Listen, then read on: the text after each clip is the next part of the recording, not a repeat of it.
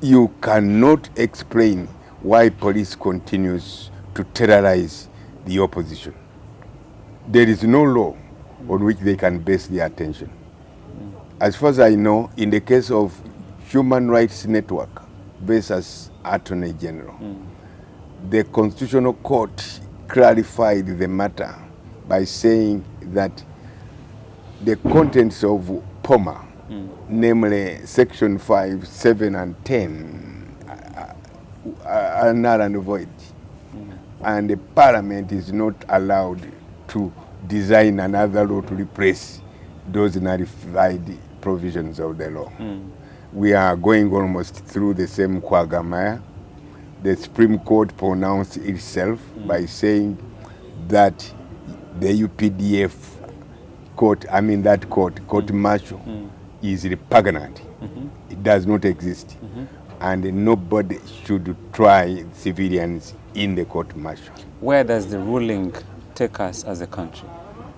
The ruling takes us into confusion because, for example, even if the president signs that law, once there is a challenge filed in the Constitutional Court, they cannot implement the contents of a challenged act. Why do you think the government in ruling has interest in that bill? It has interest in that law because it wants to capture, to incarcerate the politicians that challenge government. An example is Dr. Kiza Besigye.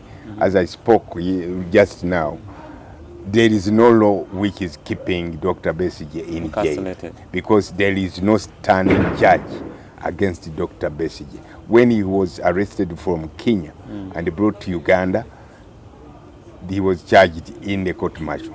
The court martial nullified that court. Any eventual charges that have been posed have been found repugnant. They cannot stand.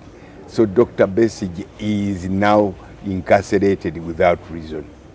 So in a layman's language, anyone would think that the government ruling is designing a law for an individual or to protect itself from individuals opposing it. In a nutshell, what Mr. Museveni is doing is exactly what Obote did in 1966.